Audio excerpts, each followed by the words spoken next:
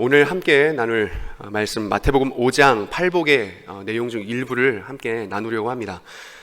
팔복은 우리의 행복관입니다. 우리가 어떻게 행복을 생각하느냐, 행복이란 무엇인가, 행복관입니다. 제가 한 달 전쯤에 첫 번째 복, 팔복 중에 첫 번째 복인 심령의 가난함에 대해서 나눈 적이 있었는데 혹시 기억하십니까? 하나님 아니고서는 내 인생에 출구가 없다는 것을 깨닫고 그래서 내 자신에게 하나님이 가장 필요하다는 것을 고백하는 그런 사람, 그것을 잘 아는 사람이 복이 있는 사람이다 라고 나누었던 내용이었습니다. 보통 팔복의 앞에 있는 네 가지의 내용은 신자의 어떤 내면 상태를 말한다고 한다면, 뒤에 있는 네 가지는 신자의 외면 상태, 그러니까 사람들과 관계 맺을 때 나타나는 어떤 특징들에 대한 이야기를 이야기한다라고 하는 것이 보통의 학자들의 이야기입니다. 오늘은 그 네 가지, 그 뒤에 있는 네 가지의 복 중에 그 첫 번째, 그 긍휼에 대해서 함께 살펴보려고 합니다. 7절 말씀만 다시 한번 읽어보도록 하겠습니다. 함께 읽어보도록 하죠. 긍휼히 여기는 자는 복이 있나니 그들이 긍휼히 여김을 받을 것이며 라고 이야기합니다. 여기서 긍휼히 여긴다는 말은 불쌍히 여긴다, 측은히 여긴다, 동정한다, 마음을 같이 한다, 자비를 베푼다 정도로 우리가 풀어 이해할 수 있겠습니다. 우리가 보통 긍휼히 여긴다라고 한다면, 누군가를 불쌍히 여긴다라고 한다면 누가 누구에게 쓰는 경우가 많겠습니까? 아무래도 나보다 조금 못한 사람, 나보다 조금 어려운 처지에 있는 사람, 사정이 좀 딱한 사람에게 이런 말을 사용할 것입니다. 아무래도 상대방이 나보다 좀 더 우월한 위치에 있다거나 나보다 좀 더 나은 형편에 있다고 할 때에는 그때는 상대를 불쌍히 여긴다라는 말을 잘 사용하지는 않을 것입니다.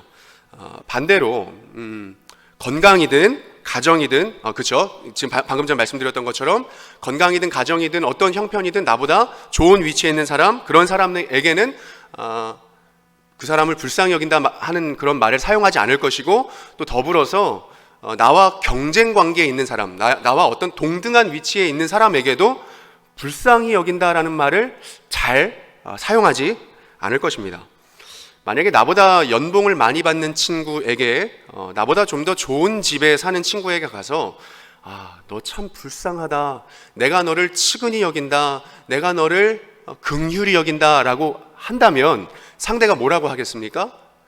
아닌데 내가 불쌍한 게 아니라 너가 더 불쌍한 것 같은데 라고 말하지 않겠습니까? 그렇다면 예수님께서 오늘 말씀하신 이 긍휼히 여기는 자를 말씀하실 때 이 긍휼도 나보다 좀 못한 사람을 불쌍히 여겨라, 나보다 좀 어려운 상황, 딱한 처지에 있는 사람을 불쌍히 여겨라, 너보다 나은 위치에 있는 사람 제외하고, 너와 동등한 위치, 경쟁 관계에 있는 사람들은 제외하고 너보다 좀 나은 사람, 못한 사람들만을 불쌍히 여겨라 라고 말씀하신 것이겠습니까? 7절 말씀을 한번 다시 보시면 아시겠지만 그것에 대한 단서는 없습니다. 너보다 못한 사람만을 불쌍히 여겨라 라는 이야기는 없다는 거죠. 이것은 모든 사람을 향한 긍휼을 이야기합니다. 모든 사람을 긍휼히 여겨라. 어떤 특정 계층에게만 국한하지 말고 너보다 못한 사람에게만 베푸는 그런 긍휼이 아니라 모든 사람을 향한 긍휼을 이야기합니다. 제가 컴퓨터 작업을 하다가 보통 화면에 하다 보면 오른쪽 하단에 이렇게 광고가 뜰 때가 있습니다. 거기에 월드비전 광고가 뜰 때가 있는데, 국내 아동 후원, 국내 아동 돕기라고 하면서 월드비전 광고가 이렇게 뜬단 말이죠. 클릭하고 들어가 보면 뭐 의료비, 생계비, 뭐 교육비가 없어서 뭐 말도 못할 정도의 환경에 놓여 있는 아이들의 이야기를 이렇게 사진으로, 글로 풀어주는 걸 볼 수 있습니다. 이런 아이들을 향한 긍휼한 마음, 불쌍히 여기는 마음 마땅할 것입니다. 그런데 예수님께서 말씀하시는 긍휼은 그 정도의 긍휼이 아니라, 우리가 생각하는 그런 일반적인 긍휼, 그런 불쌍히 여김이 아니라 모든 사람을 향한 긍휼이라는 말입니다. 우리가 팔복의 구성이 어느 정도 논리적인 순서로 되어 있다는 것을 우리가 기억할 필요가 있겠습니다. 우리가 처음부터 한번 생각을 해보면요, 첫 번째 복이 무엇입니까? 심령의 가난함이었죠. 그것은 무엇이었습니까? 나 자신에게, 자기 자신에게 하나님이 필요하다는 것을 깨달은 사람이었습니다. 그 다음 것들을 제가 따로 설명을 하진 않았지만 한번 기억해 보십시오. 두 번째 뭐였습니까? 애통함입니다. 하나님이 없어서 파선난 자기 상태에 대한 애통함과 슬픔을 이야기합니다. 세 번째는 무엇입니까? 온유함입니다. 이건 우리가 생각하는 어떤 단지 따뜻한 성품 정도를 이야기하는 게 아니라 애통하고 슬픈 상황에서 하나님을 참고 기다리는 사람을 이야기하는 것이겠습니다. 네 번째 무엇입니까? 의에 줄이고 목마른 자. 이것도 마찬가지로 하나님을 간절히 찾는 자, 하나님을 간절하게 필요로 하는 사람을 말할 것입니다. 자, 이 앞에 네 가지의 특징은 무엇입니까? 하나님을 구원으로 삼는 사람. 세상의 다른 어떤 것이 아니라 어떤 것으로 나를 규정하지 않고 세상의 다른 어떤 것에서 나의 가치와 의미를 발견하려고 하는 게 아니라 오직 하나님 한 분 안에서만 내 인생의 가치를 발견하겠다 하는 사람, 하나님 안에만 구원이 있다라고 인정하는 사람의 모습을 말하는 것입니다. 다시 말해서 하나님이 필요한 그런 보편적인 인간의 처지들을 이야기하는 것입니다. 심령의 가난함부터 의에 줄이고 목마른 것까지 하나님이 필요할 수밖에 없는 인간의 보편적인 상태를 설명해 주는 것입니다. 이 관점을 가진 사람들 있지 않습니까? 이 관점을 가진 사람들은 자신을 비롯해서 나만 하나님이 필요한 게 아니라 자신을 비롯한 모든 사람들의 처지가 그 상황이 불쌍해지기 시작합니다. 왜 그렇습니까? 하나님 아닌 다른 것에서 내 인생의 의미를 찾고 하나님 아닌 다른 것에서 나의 구원을 삼는 사람들의 그런 모습을 보면서 불쌍해 보이기 시작한다는 것입니다. 그래서 이 관점을 가진 사람은 내가 만나는 모든 사람들에 대해서 그가 어떤 처지에 놓여있든 상관없이 그가 나보다 잘 살든 못 살든 나와 경쟁 관계에 있든 그런 것과 관계없이 그 사람이 불쌍히 여겨지기 시작한다는 것입니다. 우리를 한번 가만히 한번 돌아보십시오. 돌아보시죠. 긍휼히 여김이 있으십니까? 한번 자신을 돌아보십시오. 다른 사람을 불쌍히 여기는 마음이 있으십니까? 단지 나보다 못한 사람에게 느끼는 어떤 우월감 섞인 측은함 말고 나보다 나은 위치에 있는 사람, 나와 경쟁 관계에 있는 사람이라고 할지라도 그 사람에게까지 긍휼함을 느끼는지 여쭤보는 것입니다. 남을 불쌍히 여기는 그 성품이 있냐라고 이렇게 말하면 그런 질문을 하실 수 있습니다. 저는 굉장히 남자다운 성격입니다. 저는 성향상 인간관계보다 원리 원칙을 중요시 여기는 사람입니다. 저는 타고나기를 공감 같은 거 잘 못합니다. 불쌍히 여기는 것, 저는 그런 거 낯간지러워서 잘 못하겠습니다. 긍휼이라는 것도 어느 정도 사람이 타고나야지 할 수 있는 것 아니겠습니까? 라고 물어보실 수 있습니다. 혹시 MBTI라고 하는 성격 유형 검사에 대해서 들어보신 분이 있으실지 모르겠습니다. MBTI라는 게 뭐냐면 사람 성격을 14가지 기준에 따라서 16가지로 나누어서 이렇게 풀어놓은 심리 테스트 같은 것입니다. 요즘에 20대들은 소개팅할 때 MBTI 뭐냐고 이렇게 먼저 물어본다고 하더라고요. 그뿐만 아니라 어떤 회사, 수협이라는 은행이었죠. 수협이라는 은행에서도 입사 지원서를 받을 때 거기에다 MBTI를 적어내십시오라고 할 만큼 요즘 MBTI에 대해서 굉장히 진심인 사람들이 많은 것 같습니다. 참고로 저는 그 MBTI 16가지 유형 중에 INTJ입니다. 이렇게 얘기하면 잘 모르시겠죠. 관심이 없으신 분들은. 이게 뭐냐면 한번 좀 설명을 해드릴게요. 외향적이기보다는 내향적이고 직관적이고 사람보다는 사실이 더 중요하고 계획적인 것을 좋아하고 요게 이 INTJ라고 하는 요 심리 유형, 성격 유형에 담겨 있는 내용들입니다.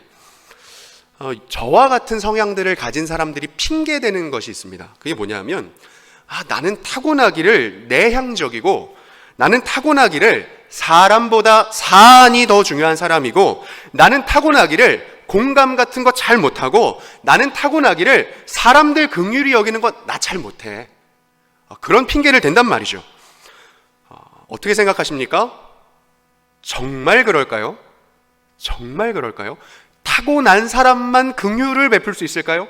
타고난 사람만 다른 사람들을 불쌍히 여길 수 있을까요? 긍휼히 여기는 마음은 단지 기질의 문제나 어떤 성향의 문제라고 할 수 있겠습니까? 이렇게 생각해 보면 좋겠습니다. 우리가 언제 우리의 긍휼히 여기는 마음이 사라지는지 한번 기억해 보십시오.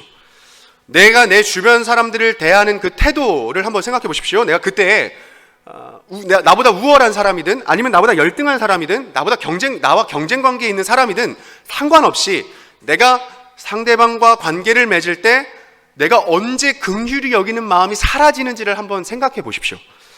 만약에 내 직장 동료가 있습니다. 근데 그 직장 동료가 나보다 뭔가 모르게 일을 잘해요. 나보다 뭔가 모르게 업무 성과를 잘 내는 사람입니다. 그래서 승진도 빠르고 연봉도 막 나보다 더 빨리 올라가는 것 같고 그 동료는 회사에서 인정받고 있고 성과급도 받고 있고 그런단 말이죠. 그럴 때 내가 내 동료를 찾아가서 야, 내가 너 얼마나 밤새면서 수고하는지 내가 오랫동안 지켜봐왔다. 너 얼마나 고생이 많았냐. 요즘같이 자기 노력이 배신당하는 세상에서 너가 노력한 만큼 그렇게 인정받으니 얼마나 좋으냐. 그렇게 격려하고 위로하고 또 불쌍히 여기는 마음을 가지겠습니까? 아니면 상대방이 은근히 불편해지겠습니까? 다른 예로 만약에 내가 사업을 하는데 나랑 동종 업계의 어떤 사람이 내 가게 맞은편에 새로 가게를 엽니다. 그 업장을 찾아가서 내가 이 사업을 하고 있는데 나랑 똑같은 업장이 또 반대편에 들어선단 말이죠. 그럼 내가 그 업장을 찾아가서 야, 요즘 이렇게 먹고 살기 힘든데 매출은 괜찮으세요? 참 우리 집도 어려운데 우리 가게도 어려운데 얼마나 어려우세요? 하면서 불쌍히 여기는 마음이 드십니까? 아니면 은근히 상대 가게가 불편해지십니까? 친구가 산 아파트 가격이 막 올라요. 갭 투자에 성공했다라는 소식을 들었을 때, 그 친구가 주식이 올랐다는 이야기를 들었을 때 그 친구가 불쌍하십니까? 아니면 막 현타 오면서 은근히 불편하십니까? 어떠십니까? 만약에 상대방이 불편하다면 내가 그 사람을 불편하게 느끼는 이유는 무엇입니까? 내가 그 사람을 불쌍히 여기지 못하는 것, 상대방을 긍휼히 여기지 못하는 건 단지 기질의 문제인가 어떤 성향의 문제라고 할 수 있겠습니까? 문제는 무엇입니까? 그 사람과 내가 인생에서 추구하고 있는 것이 내 인생에 가장 가치 있는 것이라고 생각하며 추구하고 있는 것이 동일하다는 것이 문제입니다. 조금 더 기독교적인 이야기로 말씀드릴까요? 그 사람이 추구하는 구원과 내가 추구하는 구원이 동일하기 때문에 내가 불편해진다는 이야기입니다. 저 사람이 승진했는데 나는 왜 이러고 있지? 저 사람은 우리 집 매출 떨어지게 왜 우리 집 앞에 똑같은 가게를 차리지? 나도 그 친구처럼 투자 정보 좀 알아볼까? 내가 추구하는 그것과 그 사람이 추구하는 그것이 겹치기 때문에, 그 사람의 구원과 나의 구원이 동일하기 때문에 내가 불편해진다는 것입니다. 우리가 나보다 열등한 위치에 있는 사람은 불쌍히 여기면서도 우월한 위치에 있는 사람이나 혹은 나와 경쟁 관계에 있는 사람을 불쌍히 여기지 못하는 건 어떤 기질이나 어떤 성향의 문제가 아니라 나와 그 사람이 동일한 구원을 추구하고 있다라는 것을 증거하는 것입니다. 다른 예를 조금만 더 들어볼까요? 나와 경쟁 관계 혹은 나보다 우월한 사람 말고 나보다 아랫 사람 한번 생각해 보십시오. 내 회사의 나의 부하 직원을 어떻게 대하십니까? 나보다 밑에 있는 사람들을 어떻게 대하십니까? 그 부하 직원이 특히나 일을 못해요. 실수를 많이 해요. 그때 어떻게 하시겠습니까? 나도 그때는 얼마나 실수를 많이 했는지 몰라. 공감하고 위로하십니까? 아니면 너는 왜 이렇게밖에 일을 못하냐? 너는 왜 이따위로밖에 일을 못하냐? 라고 하시겠습니까? 내가 너한테 몇 번을 말해. 내가 답답해 죽겠다. 너는 왜 이렇게 게으르고 성실하지 못하냐? 너 몇 시에 일어나? 너 왜 너의 삶에 있어서 그렇게 자기관리 철저하지 못해? 그렇게 하면서 구박을 하고 타박을 하시겠습니까? 아니면 공감하고 위로하시겠습니까? 일 못해서 쩔쩔매는 사람 불쌍하십니까? 아니면 불편하십니까? 불편하다면 왜 그렇겠습니까? 내가 내 인생에서 가장 가치 있다고 여기는 구원이 바로 그 일 자체에 있기 때문입니다. 내가 그 일로 내 인생을 증명해 볼 수 있겠다라고 생각하는 사람이기 때문입니다. 내가 내 인생의 구원은 이 일에 있다. 내가 이 일을 통해서 나를 증명하고 나를 드러내 보이겠다라는 그 생각이 있기 때문인 것입니다.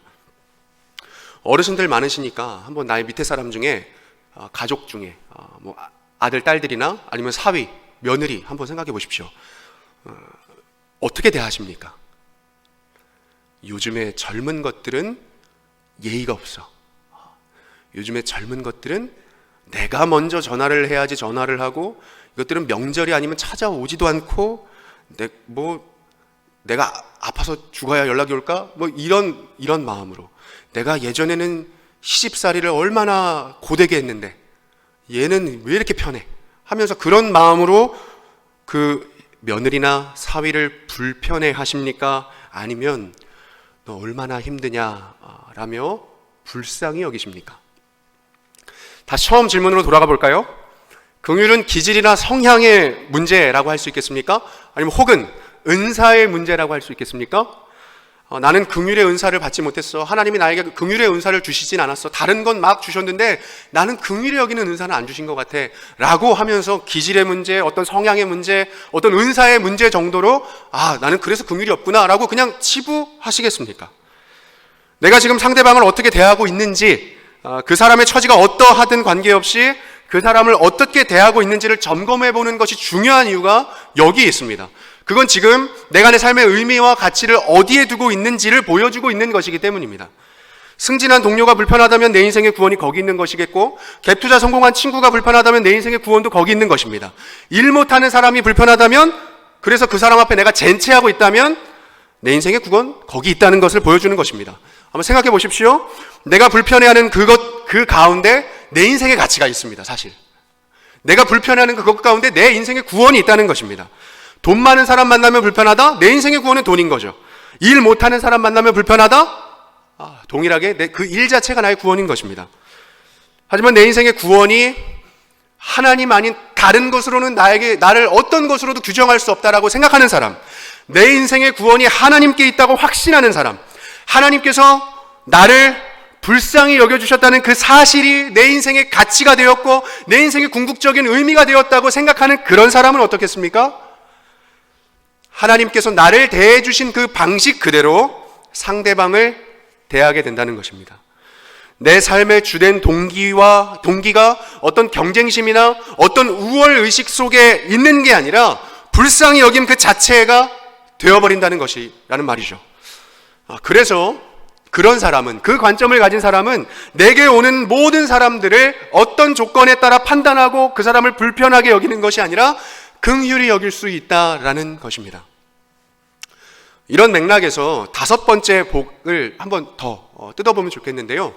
다섯 번째 복이 조금 특별한 면이 있습니다. 그건 뭐냐면, 팔복 중에 다른 복들은 뭐뭐 하는 자는 뭐뭐 할 것이요, 뭐뭐 하는 자는 뭐뭐를 받을 것이요 라고 이렇게 이야기를 하는 반면에, 다섯 번째 복인 이 긍휼만큼은 뭐라고 합니까? 긍휼히 여기는 자는 천국을 받을 것이며 위로를 받을 것이며, 그렇지 않고 긍휼히 여기는 자는 뭐 할 것이며 긍휼히 여김을 받는답니다. 앞과 뒤가 똑같다는 이야기입니다.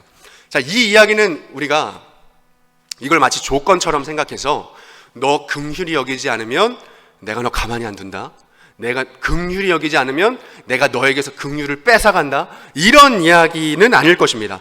이 말은 긍휼히 여기는 자는 긍휼히 여기는 그 행동을 통해서 하나님께서 내게 얼마나 큰 긍휼을 베푸셨는지를 더 깊이 알게 된다는 이야기일 것입니다.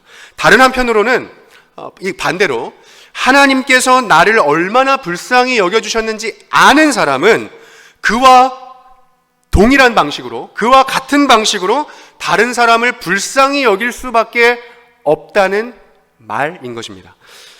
하나님께서는 우리를 불쌍히 여겨주셨습니다. 어떻게 불쌍히 여겨주셨습니까? 우리가 그 내용을 마태복음, 동일한 성경 마태복음 9장의 한 장면을 통해서 좀 확인해 보면 좋겠는데요. 9장 10절, 11절의 내용입니다. 우리 같이 한번 한 목소리로 읽겠습니다. 예수께서 마태의 집에서 앉아 많은 세리와 죄인들이 와서 예수와 그의 제자들과 함께 앉았더니 바리새인들이 보고 그의 제자들에게 이르되 어찌하여 너희 선생은 세리와 죄인들과 함께 잡수시느냐. 이 말씀이 조금 특별하게 다가오는 건 뭐냐면, 먼저 한 가지는 뭐냐면, 예수님께서는 죄인과 세리들을 찾아가셨습니다. 맞습니까? 맞죠? 어떤 동네를 가든 어떤 사역지를 가시든 그 공생의 기간 가운데 죄인과 세리들을 찾아왔다고 이야기합니다. 근데 9장 10절에 뭐라고 쓰여 있습니까? 예수님께서 죄인과 세리들을 찾아갔다고 이야기합니까? 뭐라고 합니까? 죄인들이, 세리들이 찾아왔다고 이야기합니다. 그렇죠? 지금 죄인들과 세리들의 관계, 죄인과 세리 그리고 예수님의 관계가 불편하지 않은 관계라는 걸 우리가 알 수 있습니다. 예수님께서 죄인들과 세리 막 이렇게 찾아가서 위로하시고 격려하시고 또 불쌍히 여기셔서 같이 식탁 공동체를 만드시고 교제하셨단 말이죠. 그러니까 이거는 우리가 이해할 수 있단 말이죠. 그런데 그 반대로 죄인들과 세리가 반대로 예수님을 찾아왔다는 건 무엇이겠습니까? 불편함은 찾아오겠습니까? 그러지 않았다는 말일 것입니다. 예수님은 죄인들을 불쌍히 여기셨습니다. 그리고 그들과 함께 잡수셨습니다. 식사를 하시고 교제를 하셨다는 얘기죠. 그리고 예수님이 죄인들을 불편히 여기지 않은 것뿐만 아니라 죄인들도 예수님을 불편히 여기지 않았습니다. 예수님이 죄인들이나 세리를 대할 때 예를 들면 이런 죄인들, 이런 세리들, 너네 이 세금이나 떼먹고 있고 이런 더럽고 추악하고 그런 죄인들 이러면서 정죄하면서 그들을 부정하다고 그리고 질타하면서 다가가셨겠습니까? 만약에 그러셨다면 세리와 죄인들이 예수님을 불편했겠죠. 당연히 불편했겠죠. 예수님께서는 그 죄인들이나 세리를 어떤 조건을 보고 다가간 것이 아니라는 이야기입니다. 단지 불쌍히 여기는 마음으로 그들에게 다가가 함께 하셨습니다. 그들을 불편히 여기지 아니하셨고 그들도 예수님을 불편히 여기지 아니하셨습니다. 불쌍히 여기는 마음으로 예수님은 그들을 찾아가셨습니다. 근데 반대로 11절 말씀 보시면요, 바리새인들은 이 장면을 보고 뭐라고 합니까? 어찌하여 너희 선생은 저 세리와 저 죄인들과 함께 잡수시느냐 라고 하지 않습니까? 바리새인들은 이 장면이 예수님과 세리와 함께하는 그 장면이 굉장히 불편합니다. 아니 어떻게 저런 조건도 안 되는 조건 미달인 인간들이랑 함께할 수 있냐고 불편해하는 거죠. 왜 불편하겠습니까? 바리새인들은 자기 구원이 자기 인생의 궁극적인 의미와 가치가 단지 나의 거룩함, 나의 성결함, 내가 게으르지 않고 하나님 앞에 열심을 내고 자기 관리를 철저히 하고 그런 조건들로 내 인생의 궁극적인 의미를 찾아가는 사람들이었기 때문입니다. 거기에 내 구원이 달려있다고 생각하는 사람들이었기 때문에 그 조건 채우지 못하는 세리와 죄인들은 불편하게 여길 수밖에 없는 것입니다. 하지만 예수님은 어떤 조건도 없이 죄인들과 세리를 받아주셨습니다. 그들과 함께 하셨고 또 더불어 그들도 세리와 죄인들도 예수님과 함께 했습니다. 예수님은 그들을 불쌍히 측은히 긍휼히 여겨주셨습니다. 그리고 그들을 구원하십니다. 하나님께서 나를 조건 없이 받아주셨다는 사실을 아는 사람만이 어떤 조건도 없이 다른 사람들을 받아들일 수 있습니다. 과연 자기 인생에 취해 있었던 그 바리새인들이 이 장면, 이 사실을 순순히 받아들일 수 있겠습니까? 저 사람들을 어떻게 긍휼히 여깁니까? 저 수준 낮은 것들, 저 게으르고 못된 것들, 저 사람들을 어떻게 불쌍히 여길 수 있습니까? 나는 너무 불편합니다. 그렇게 말하지 않겠습니까? 바리새인들이 긍휼히 여기지 못하는 건 자기의 어떤 기질이나 성향이나 어떤 은사에 따라서 나타나는 게 아닙니다. 어떤 우월감에 취해 있고 그 경쟁의식에 몰입해 있으며 자기 인생의 의로움, 자기 인생의 구원이 하나님 아닌 다른 것, 하나님 세상의 다른 것에 있는 사람들이었기 때문에 그들을 불편히 여길 수밖에 없었다는 것입니다. 바리새인들이 만약 자기 자신이 하나님께 긍휼히 여김을 받아야 할 대상이라는 걸 알았다면, 그래서 하나님께 내가 긍휼히 여김을 받아야 되는 사람이라는 걸 인정했다면, 그래서 나를 긍휼히 여기실 뿐만 아니라 하나님이 그 모든 사람을 긍휼히 여길 수밖에 없는 그 모든 사람들이 그 처지에 있다는 걸 알게 되었다면, 그 자리에 있었던 세리와 죄인들, 바리새인들도 함께 불쌍히 여겨주지 않았겠습니까? 예수님은 죄인들을 조건 없이 긍휼히 불쌍히 여겨주셨습니다. 하나님께서는 우리를 어떻게 불쌍히 여겨주셨습니까? 이 장면 말고 또 하나의 장면을 우리가 좀 보면 좋겠는데, 그리스도의 십자가만큼 하나님께서 우리를 불쌍히 여기셨다라는 이 진리가 분명하게 드러나는 자리도 없을 것입니다. 우리 같은 성경 마태복음 끝부분을 한번 가보면 좋겠습니다. 27장 46절입니다.